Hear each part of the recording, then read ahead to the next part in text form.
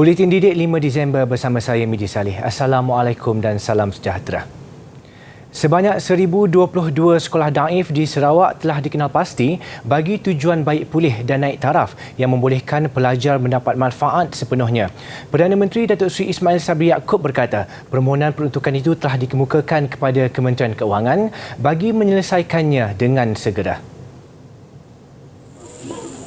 Daripada jumlah itu, 198 sekolah telah selesai dibaik pulih dari 2016 hingga 2019 melibatkan peruntukan RM941 juta. Usaha membaik pulih 147 sekolah daif lagi dengan peruntukan RM1 bilion sedang dan akan dilaksanakan.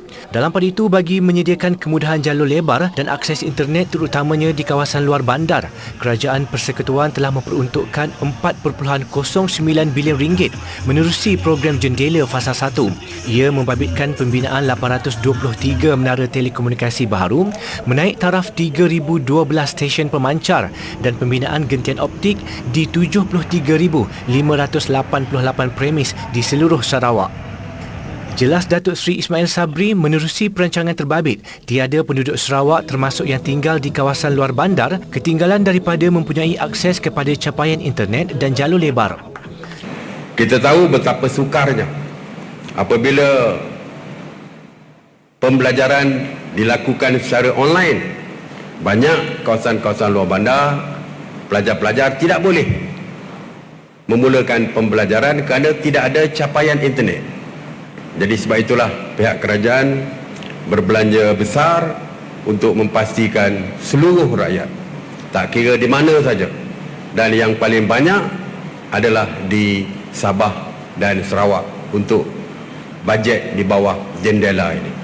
Kerajaan menyasarkan menjelang penghujung 2022, semua kawasan tanpa mengira lokasi akan memperoleh akses terus internet dan jalur lebar bagi memudahkan urusan termasuk urusan pembelajaran pelajar sekolah.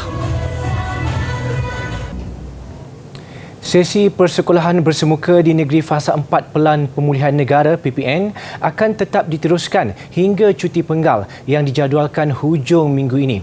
Menteri Kanan Pendidikan Datuk Dr. Razidin berkata, penutupan sementara sesebuah sekolah hanya akan dibuat mengikut saranan Pejabat Kesihatan Daerah PKD berdasarkan penilaian risiko jangkitan kes COVID-19 di sekolah terlibat. Apabila ramai murid yang terlibat dan ramai guru yang dikuarantinkan, maka kapasiti di sekolah itu dah tidak ada, dan dalam konteks ini ramai yang menjadi kontak rapat, maka Kementerian Kesihatan mencadangkan meminta supaya sekolah ini tutup, maka sekolah Seri Puteri ditutup. Dan itulah pendekatannya. Apabila berlaku kes, kita duduk berbincang dengan Pejabat Kesihatan Daerah. Pejabat Kesihatan Daerah akan memberi nasihat apakah pendekatan yang selanjutnya.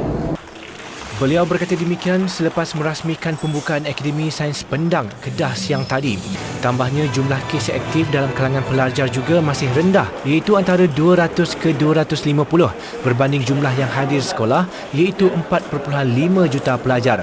Pihak sekolah akan terus mengadakan perbincangan dari semasa ke semasa dengan PKD bagi memastikan penularan kes COVID-19 terkawal. Sesi pembelajaran secara bersemuka tegasnya perlu dilaksanakan bagi meminimumkan keciciran pelajar yang dilihat meningkat sepanjang tempoh pengajaran dan pembelajaran dari rumah dijalankan sejak penularan COVID-19. Sementara itu, Datuk Dr. Razi memaklumkan 11,469 atau 55% permohonan pertukaran guru diluluskan sekaligus menjadikan rekod pertukaran tertinggi setakat ini. Jelasnya, keputusan kelulusan yang akan diumumkan esok itu adalah pendekatan baharu bagi membolehkan lebih ramai guru bertukar tempat kerja. Jadi kalau sebelum ini kaedahnya pertukaran itu dilaksanakan sebagai satu pertukaran dan penempatan itu dilaksanakan sebagai satu penempatan, kali ini kita buat bersekali. Sebelum guru baru ditempatkan, kita selesaikan pertukaran guru sedia ada. Maknanya pergerakan itu lebih banyak. Pertimbangan pertukaran itu turut diberikan kepada guru-guru yang telah bertugas lama di Sabah, Sarawak dan wilayah Persekutuan Labuan. Penempatan guru dibuat dengan mengambil kira pertimbangan lokasi di Pohon selain mata pelajaran option yang diajar. Jelasnya lagi, isu pertukaran guru akan diselesaikan sebanyak mungkin setiap tahun bagi mengurangkan tekanan dihadapi guru, terutamanya mereka yang berjauhan dengan pasangan.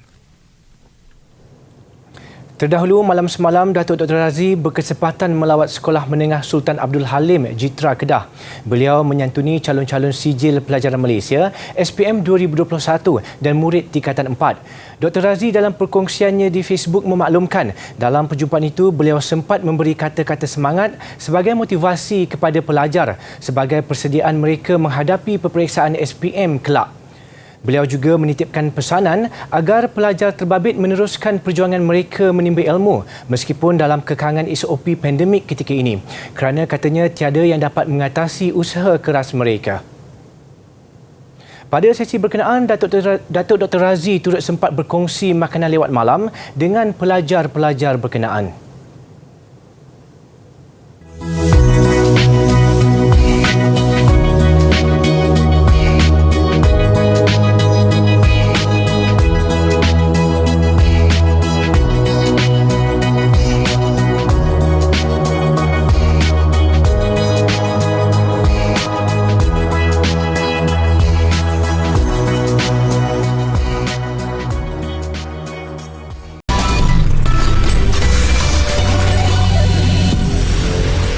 Lebih 2.7 juta individu atau 86.4% daripada populasi remaja berusia antara 12 hingga 17 tahun di negara ini lengkap menerima suntikan vaksin COVID-19. Manakala bagi populasi dewasa pula, lebih 22.7 juta individu atau 97% telah melengkapkan vaksinasi mereka. Berdasarkan data Kementerian Kesihatan menerusi laman COVID Now, remaja berusia 12 hingga 17 tahun yang sudah menerima sekurang-kurangnya 1 dos vaksin pula sudah melebihi 2.8 juta individu atau 89.9% golongan itu. Manakala bagi populasi dewasa, lebih 23 juta individu atau 98.4% sudah menerima sekurang-kurangnya 1 dos vaksin COVID-19. Dalam pada itu, 67,701 dos suntikan vaksin diberikan semalam melibatkan dos lengkap, dos pertama dan suntikan dos penggalak.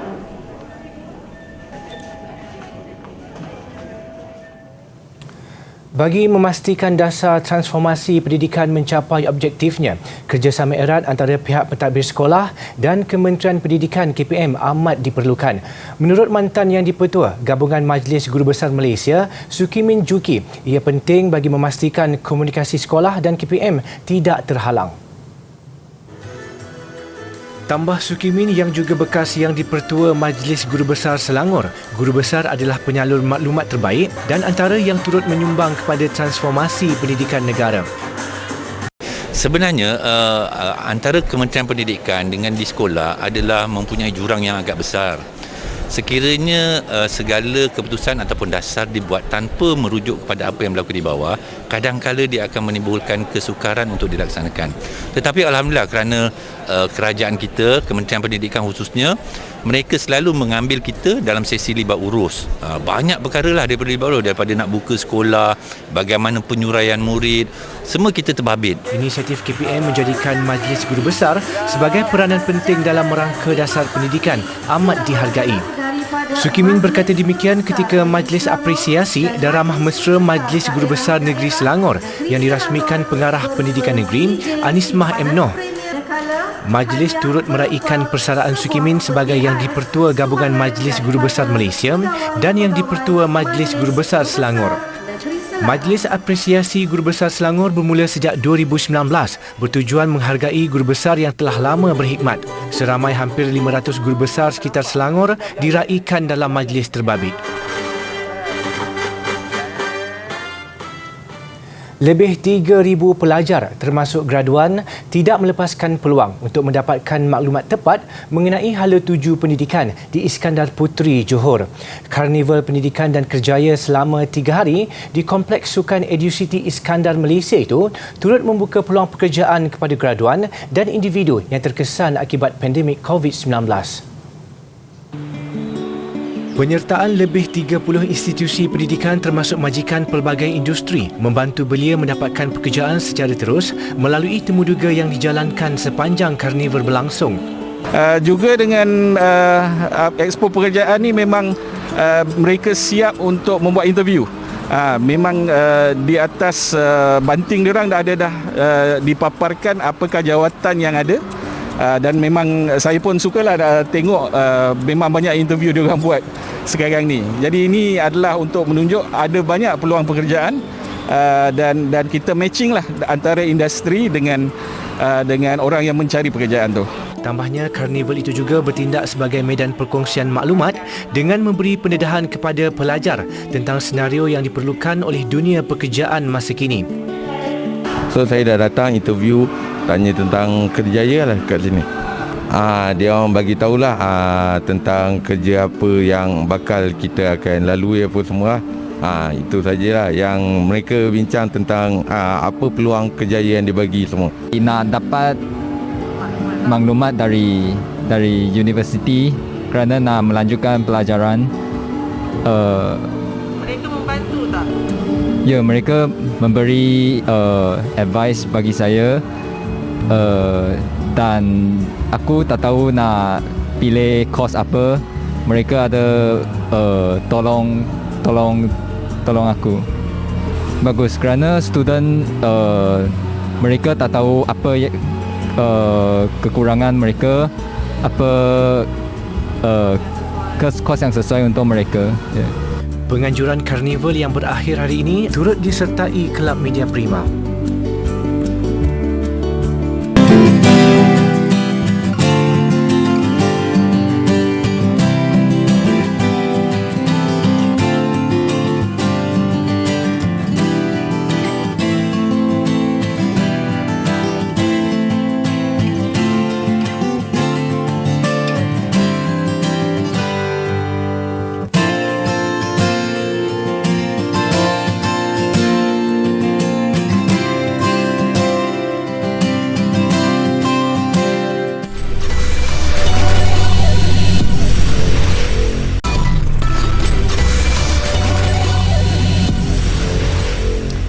Beberapa strategi wajar dimanfaatkan dalam usaha menjadikan Perlis destinasi eko pelancongan terbaik. Titah Raja Muda Perlis Tuanku Syed Faizuddin Putra Jamalul Lail, ia termasuk kesedaran penduduk setempat berhubung kepentingan warisan alam semula jadi, pengurusan pemeliharaan dalam perlindungan alam sekitar serta penyediaan hospitaliti dan kemudahan terbaik. Yang turut perlu diwujudkan termasuk pemeliharaan spesies terancam. Tuanku Syed Faizuddin berkenan berangkat meninjau Gua Bukit Ngulang semalam. Selain berkenan merasmikan projek peningkatan sosioekonomi, Asnaf Majlis Agama Islam dan Adat Istiadat Melayu Perlis, MAIPS.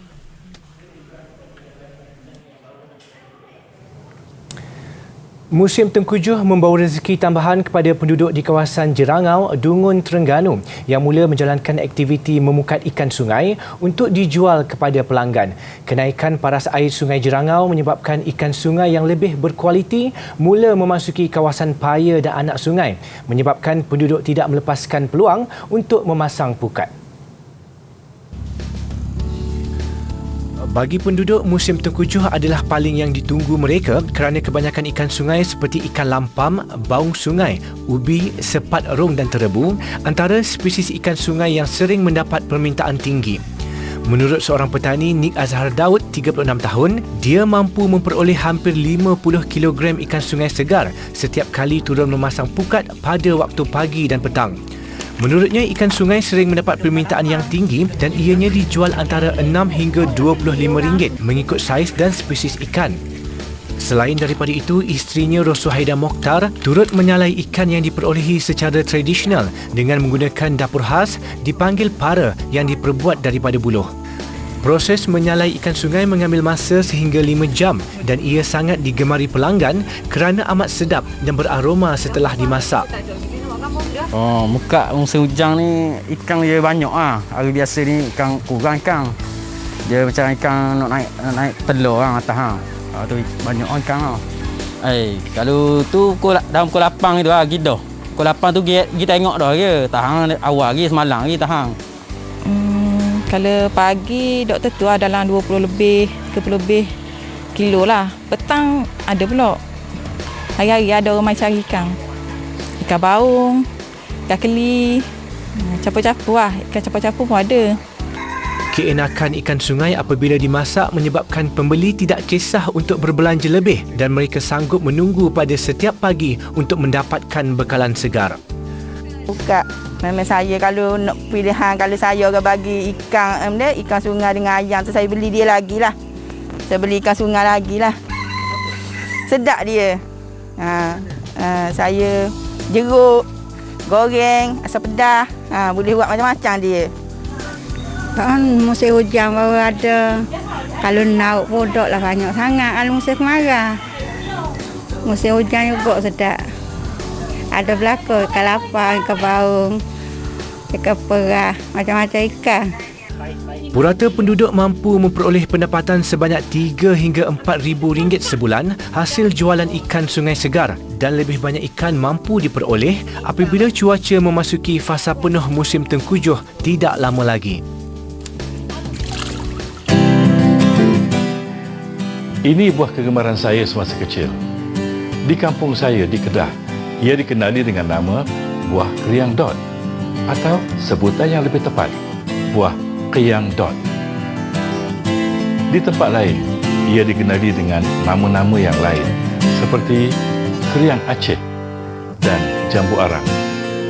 Di Indonesia, ia dikenali dengan nama buah jamblang, manakala dalam bahasa Inggeris, ia disebut sebagai Java plum.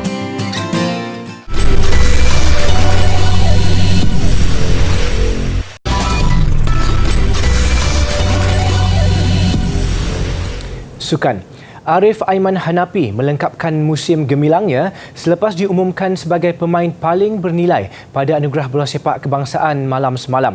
Arif menjadi pemain termuda meraih anugerah berkenaan pada usia 19 tahun, mengatasi rakan sepasukan Safawi Rashid yang memenangi gelaran sama di usia 21 tahun pada 2018. Selain gelaran MVP, Arif turut mengungguli anugerah penyerang terbaik dan pemain muda terbaik. 16 anugerah menjadi rebutan dengan nama pemain muda Johor Darul Takzim JDT Arif Aiman Hanapi paling menonjol selepas meraih gelaran pemain paling bernilai MVP pada Majlis Anugerah Bola Sepak Kebangsaan ABK21. Kejayaan Arif begitu ketara selepas dia turut mengungguli 2 anugerah penyerang terbaik dan pemain muda terbaik. Arif menewaskan Darren Lock dari PJ City FC dan Faisal Abdul Halim Terengganu FC bagi gelaran penyerang terbaik. Manakala bagi anugerah pemain muda terbaik, Arif menewaskan 2 lagi calon dari Selangor FC, Ahmad Daniel Ahmad Asri dan Mukhairi Ajmal Mahadi. Saya ingin mengucapkan ribuan terima kasih kepada Tekong Berkata Johor kerana sentiasa menjadi tulang belakang saya dan semua pemain Johor Takzim. Dan saya ingin mengucapkan juga terima kasih kepada Ketua Jurulatih dan Barisan Jurulatihan Jurulatih yang sentiasa memberi support yang saya percaya kepada saya dalam pasukan ini dan memberi saya bermain banyak game dalam tahun ini. Terima kasih juga kepada teammate dan pemain-pemain senior yang sentiasa menunjuk ajar, memberi support kepada saya semasa saya pemain baru masuk ke pasukan Jurulatih. Anugerah ini akan menyuntikkan lagi semangat saya untuk saya jadi pemain yang lagi terbaik pada masa akan datang. JDT turut mendominasi beberapa anugerah lain iaitu penjaga gol terbaik dan pertahanan terbaik menerusi Farizal Marlias dan Matthew Davis. Begitu juga anugerah kasut emas menerusi Bergson da Silva dengan JDT turut diangkat sebagai pasukan terbaik. Badrul Bahtiar pula meraih kejayaan berganda selepas dinobatkan pemain tengah terbaik dan penjaring terbanyak tempatan Liga Super dengan 7 gol. Juara Piala Malaysia Kuala Lumpur City FC turut berbangga dengan kejayaan Boyan Hodak selaku jurulatih terbaik menewaskan Benjamin Mora JDT dan Nafuzi Zain Terengganu FC. Selain itu, Romel Morales juga ceria menerima anugerah pemain import terbaik musim ini. Bagi senarai kesebelasan pilihan penyokong, Nafuzi diangkat sebagai jurulatih dengan 5 pemain JDT berada dalam senarai selain 3 dari Kedah Darul Aman dan 2 KL City dan seorang pemain Terengganu. Anugerah Bola Sepak Kebangsaan 2021 berlangsung secara maya dari Studio Space Lab Teknologi Bukit Jalil. Malaysia menamatkan kempen hoki Piala Dunia Remaja di tempat ke-8 keseluruhan. Pada perlawanan terakhir klasifikasi 7-8 menentang Sepanyol, Malaysia terpaksa akur dengan kekalahan 4-1. Perlawanan itu yang sepatutnya berlangsung jam 1 tengah hari terpaksa ditunda sementara berikutan hujan lebat di venue pertandingan di Bhubaneswar. Namun Malaysia bermula baik apabila membuka jaringan seawal minit keempat hasil gol padang kapten pasukan Akimullah Anwar. Tersentak dengan jaringan Malaysia, Sepanyol kembali bangkit menyamakan kedudukan 3 minit berselang, gol menerusi Edward Di Ignacio Simo. Kedua-dua pasukan saling berbalas serangan selepas itu.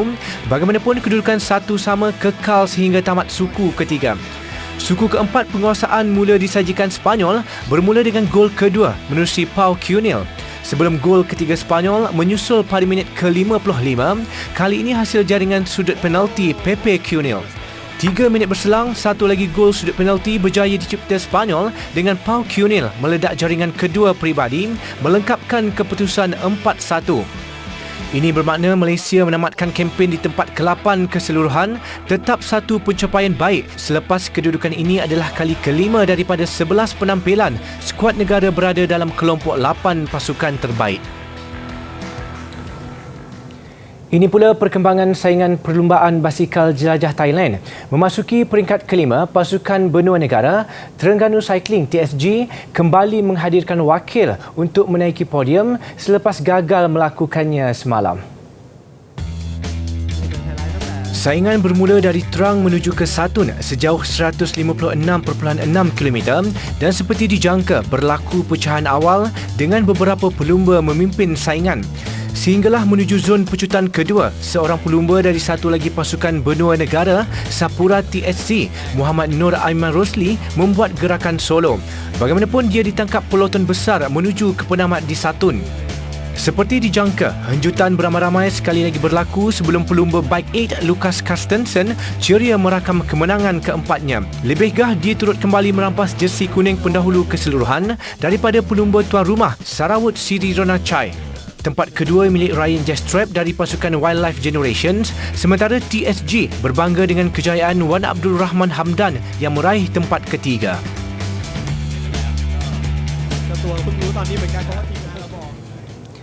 Kemeriahan menjelang perayaan di Kosovo mengakhiri bulletin didik hari ini. Saya Midi Saleh, salam hormat dan insya-Allah kita jumpa lagi.